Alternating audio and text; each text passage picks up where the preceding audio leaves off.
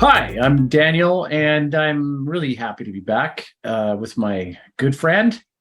Tyrone Keynes. And today we're going to be talking about doctor assisted dying and the ethical implications of allowing that in our societies or the implications of not allowing that in our society. I'll start off by saying that I haven't really explored this much ever. So this will be a new area for me to kind of explore over the next 30 minutes. I guess I'll just start by asking you, Daniel, what is your position on doctor assisted dying? Well, I found the reasoning and the rationale behind helping somebody close to a terminal sickness is just really a form of compassion. That's one aspect of it that I kind of came as soon as I found out about the topic itself. That's some of my first sorts of intuitions.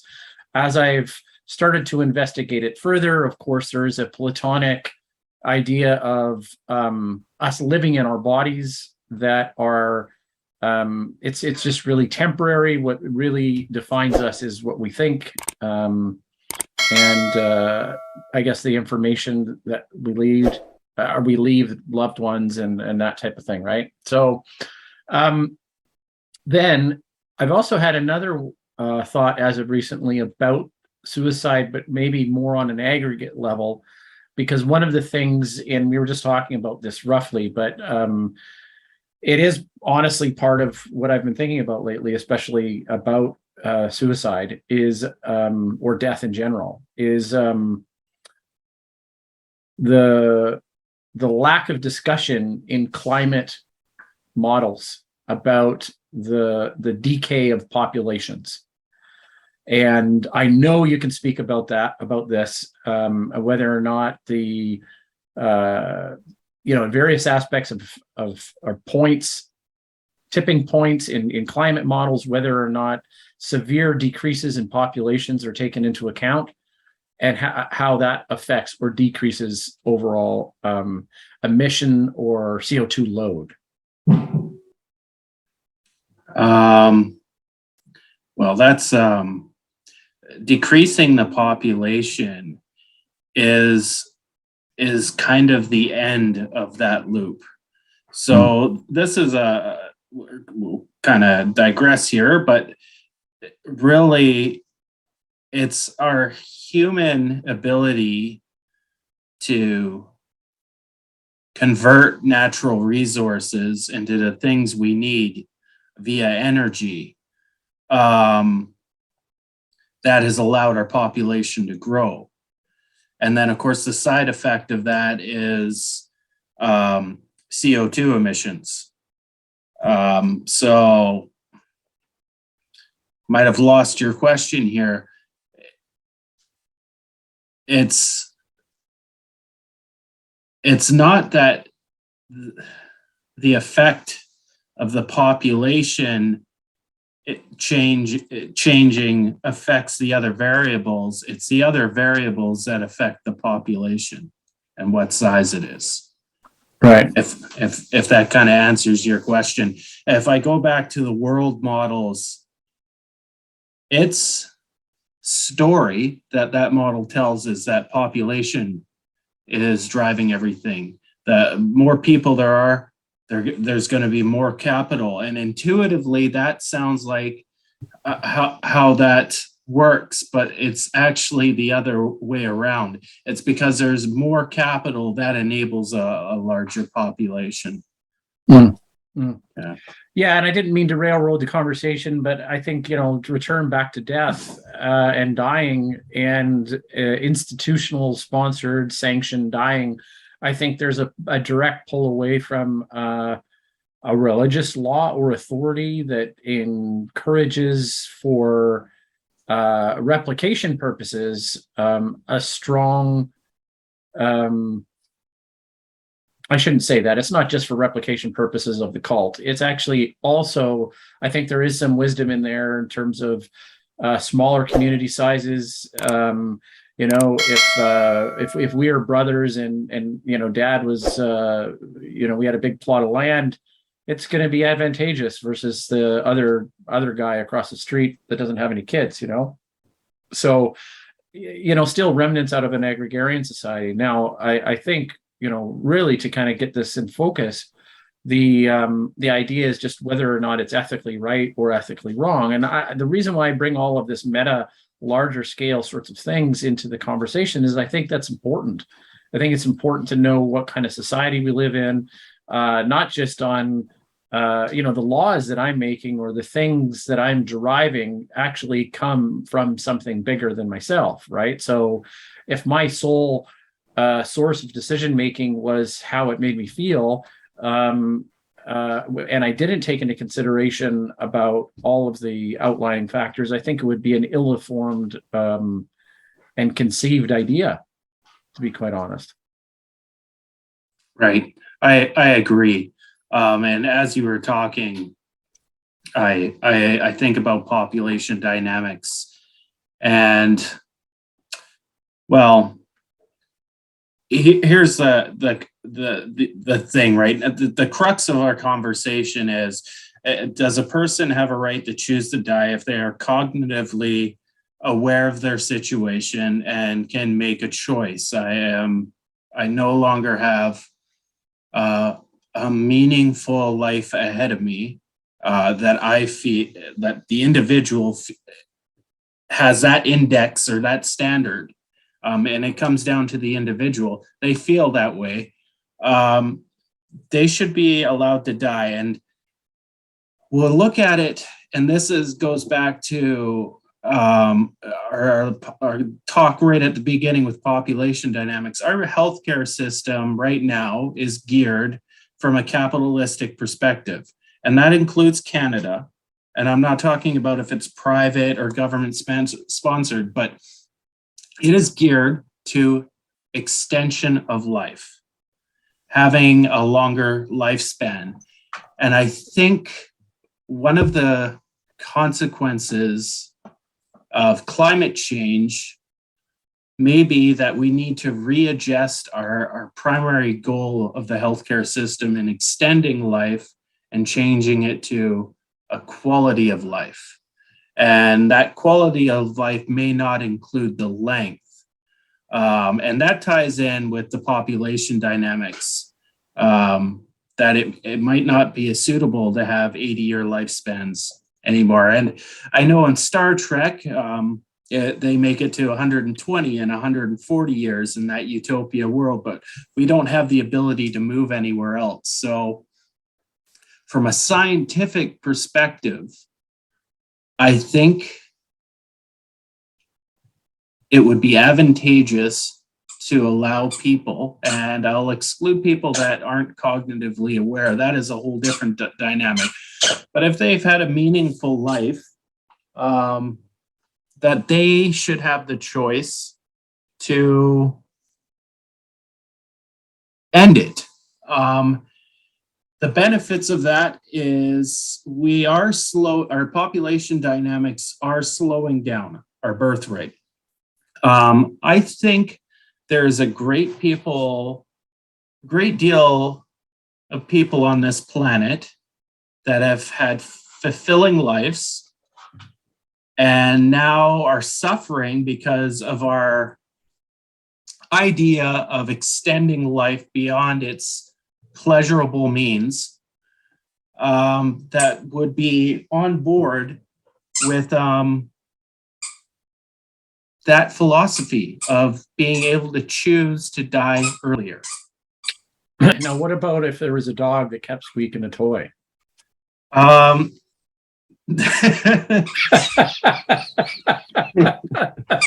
see. Does he have the choice? Does he have a choice in the matter? Marty wants to be a star on the show today. It looks like he has found his mom, so he won't be a problem anymore. But if I go back from a scientific perspective, it makes a lot of sense that we seriously begin to look at a person's choice to die. And I think that also leads into the question of, when does a person not have that choice? And how does that relate to a person who's in a coma, who doesn't have the choice, where we have a mechanism that the choice is ultimately made? I had this thought one time. I was thinking about this exact sort of question, and I wonder if you could actually make it a pluralistic decision. And but I mean amongst the family, right? So in any kind of death scenario, the medical profession is going to inform next of kin, right? That's something that we all understand.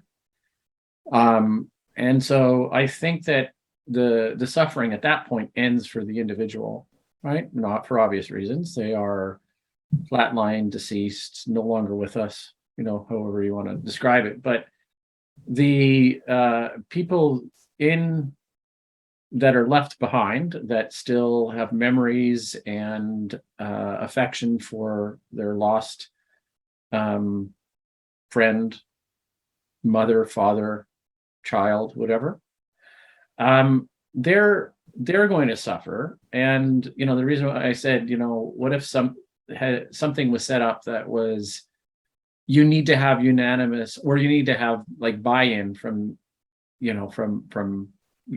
kind of your immediate and semi-immediate family, right?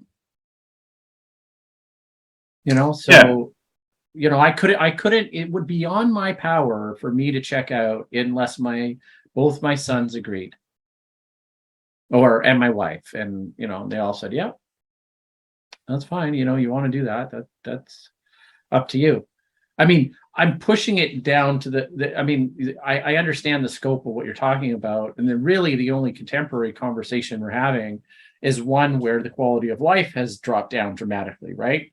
The reason why I brought into the climate considerations is, imagine we lived in we could call it a dystopia universe, where our society, it was such that the norm was that ending your life in a situation like we're facing with the climate catastrophe would have just a little shade of what's the word, martyrdom to it, right? They say, no, I'm out of here. My carbon contribution and footprint is going to be effectively zero tomorrow and onward. Yay, everybody claps. They're like, oh, awesome, great, okay, yeah, you did it. All right, we had another one. All right, another one's gone. Another one's gone. 8.9 billion? Heck, we're on our way to 8.9 million. Out of choice. Well, we wouldn't be able to produce the factories. We wouldn't have the agricultural need. We wouldn't have, this sounds like a really far-fetched idea, but I'm just theoretically thinking that the population very much could have an effect on these models, right? So one particular blip in one tipping point could dramatically wipe out a ton of people, which would just effectively change our prosperity, our wealth, possibly our infrastructure, reverting us back to maybe an economy like the 60s or the 1860s. Who knows? One or two tipping points. Yeah. It's not either. It seems like it's always just survival or nothing. But I think there's this complex system has the ability. Now, I don't want to fully push it back onto the climate thing, but I can't help but think about what it means to die, what life is intended for, not what we're here for, what's the meaning of what's purposeful, but if you think about the actual function of what we're here to do is to continue on the species. And that's why I brought up the martyrdom. So it's like, we're here to continue as a species, is the biggest single thing that I can do is to stop my carbon footprint, or is it to get on somewhere and keep pushing and changing ideas and trying to change the world? And what is it? What is that right recipe? And if I say, to my friends and family, and I say, you know what, maybe I don't have any kids, maybe I don't have a wife, maybe I just say, hey, you know what, I'm just tired of this. I think the best thing for me to do is just right now, I'm healthy, no issue, healthy, completely healthy, sound mind. I think that my quality of life is fine. I just say, hey, you know what, give it to someone else. That's way off from I have an issue with my quality of life and I'm suffering now. Now I want to make the choice. What if everything's fine? And my question to you, Ty, is do you see that as a level of progress, a level of liberation, right? So it starts off low, it gradually gets bigger, and then the function of the liberal releasing starts with the infirm and the quality of life is not good, but then it's like a little bit more, a little bit more, a little bit more. And then I have full-fledged, it's like I'm having a bad day, you know what? And I just hate what we're doing as a species to this planet. And so I don't want to be a part of it anymore. I'm born into it. I didn't have a choice in that. That is, you venture into moving from a medical condition of your quality of life declining to a point where it's unbearable to live, into a psychological condition where your quality of life is unbearable to live. And that's not something I have thought of. If I go back just to touch on, I don't think the active people at this point in the game electing to die earlier is going to necessarily change our climate for the better. I think we would need something in the line of 7 billion people disappearing, which is harsh. I think Thanos' glove needs an upgrade. Thanos, is this Guardians of the Galaxy type stuff we're getting into? Yeah, just like the snap, and it's like, okay, Geez, I have to bring my better half down because she knows a lot about that whole series and I don't. So, Daniel, what's Thanos' glove? Well, Thanos was portrayed in the Marvel movie. I'm not sure which one. I kind of, whatever, but he's like the super villain, and but basically what he's doing is he's going around all the galaxies or the universes and he's collecting these little stones that fit in a glove. And when all the stones fit, then he can snap his fingers and he can just like wipe out half of every living entity in all universes. The big blue guy. Yeah, I think he's a blue guy. Yeah, I think he was the blue guy. Yeah, and then I think, what is it? Then they kill him in another episode or something like that. Like, it's that's why that movie felt so eerie to me, because I think fundamentally it's something that we don't talk about, which is population control. Okay.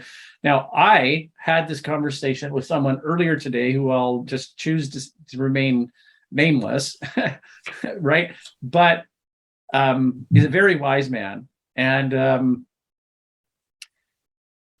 the thing is that if I started as a writer, if I started writing down and I said, here's the plan, and here's even this fictional land of where we all worship a king called King Status Quo, right? This is the kind of thing, right? So we're worshiping this king, and I write this all like allegorical sort of like dystopian novel about this, right? And then I say, well, we've got a situation where, how do we deal with population control, right? How do we deal with overpopulation? And we say the only difference between the population in this like novel and the population that we have now is that they view death differently.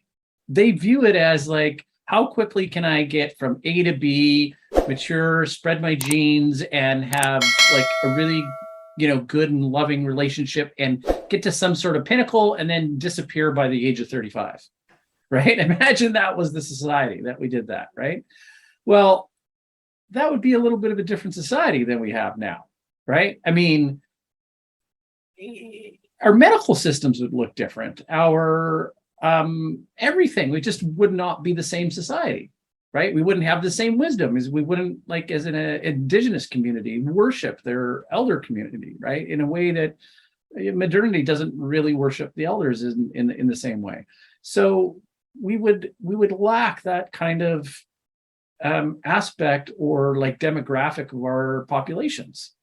We're now approaching a population curve where, I think it was on Sam Harris recently, where they said that we're actually running into the point where the population boom is now entering old age. So it's going to have tremendous consequences and burdens and pressures financially on the education, or on the hospitals, right?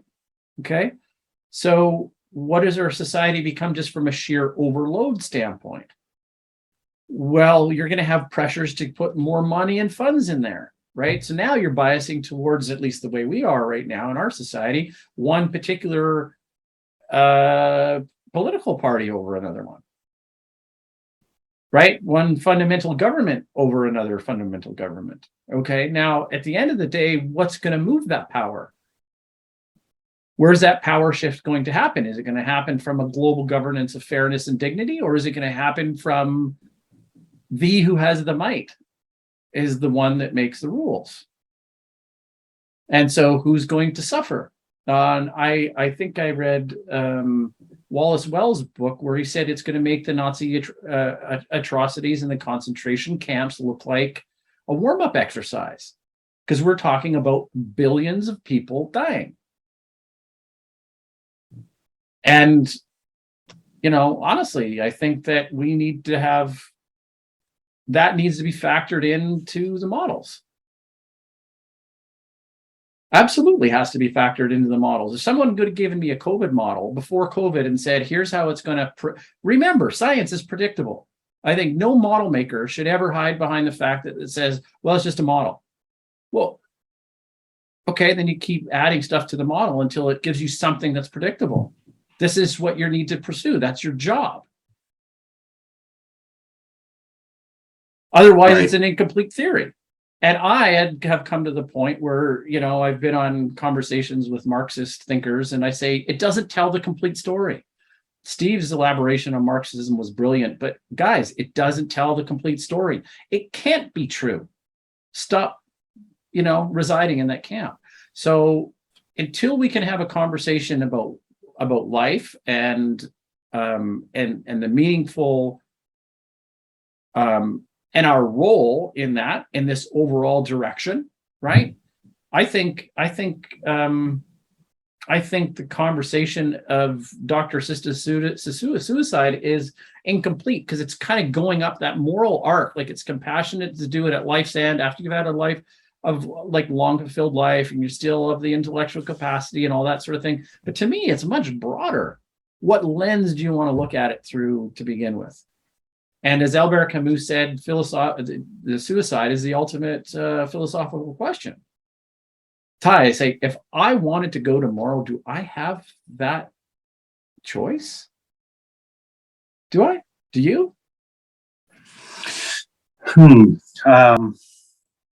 Everybody has choice in this specific conversation we're talking about, and that would be suicide. Everybody has that choice physically, but do I have the choice mentally? No. Yeah. Because I think everybody explores in their mind what their mental capacity for a hypothetical situation is where they would no longer go on. And I've had those, like, thought about that in depth, and it would take a lot for me to stop. And that makes me think, about hanging on too long and population dynamics. And then that makes me think, you kind of alluded to it, the perception of a good life where you can achieve all the things you want to achieve in 35 years, and that's fulfilling. Or the perception that time is invaluable and that there is this quantitative amount for each year you live, and you got to get as much as you can, because it's almost treated as profit now, the length of life. It makes me think that, like you said, this is far more broader than just the question of doctor-assisted dying. There is a moral curve that makes it a lot broader. Yeah. Yeah, I think so. So I'll ask you the news reporter question at this point and put you on the spot. Do you think doctor-assisted dying should be legalized within reason? Oh, you had me at until you said within reason. Because I don't know what that is. But no, let's just chop that off just for a minute. But yeah, no, I think it. Yeah, and so we'll just leave that as the asterisks that say the deets, right? And say, so in principle, yeah, absolutely. I think that's. I really wish that was legalized, right? I think I'm trying to imagine you're a nurse or a nurse practitioner or a doctor or whatever, right? So you have this ability and you're tending to this person.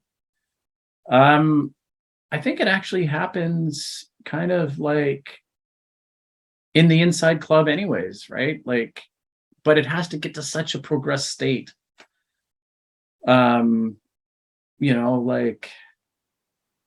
that I think it would just be nice to be able to say, I know where I'm going. I know I have a degenerative brain disease. I want to give you an example of Friedrich Nietzsche. Okay. So I wouldn't say this is really a theory or a hypothesis or anything. I think it was just an interpretive emphasis. And there's this one particular story where Nietzsche wraps his arms around a starving horse. Now, the horse actually has all its gear and stuff like from its handlers, right? Like its blinders on and all its harnesses and all that kind of stuff, right? And it's sitting there and it's it looks starved, right? It's malnourished. And Nietzsche put his arms around the horse and just sobbed. And apparently it was like a mental breakdown. Okay. Now there's the background noise if he had a mental, disease, and, some say it was an advanced form of syphilis or whatever, but he lost his mind. Okay. Now you'd think that was background noise until the point where I say, Ty, you got a lot going on upstairs between your ears, right? I mean, you're a smart guy, right? And there's a certain real confidence that happens with somebody that has a real command of thought. Okay, you end up being a great person in a way, right? Like if you have that ability, Nietzsche was a genius, and so he has this ability that I think he'd really like his mind, right? It's like, wow, this is very powerful, right? Now imagine that, knowing that was slowly eroding.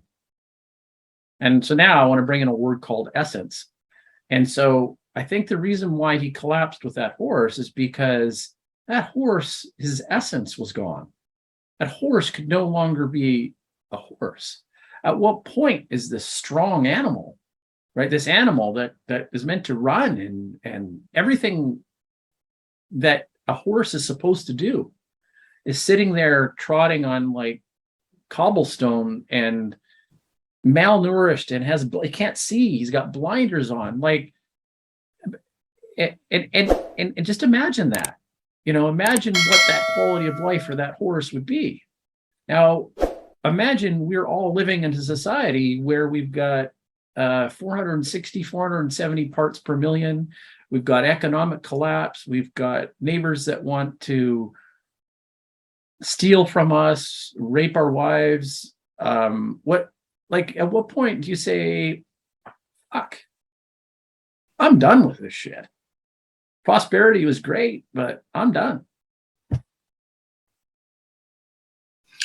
Do you need a doctor for that? Yeah, you just check into the thing and say, "Hey, I'm done." Well, you're a 35-year-old male. What do you have? You have your whole life in front of you. And I go, that's what I'm worried about. Protect me from me, because I know where my limits are, and I don't like what's around me. And there you have it, Daniel Sanderson. It comes down to essence.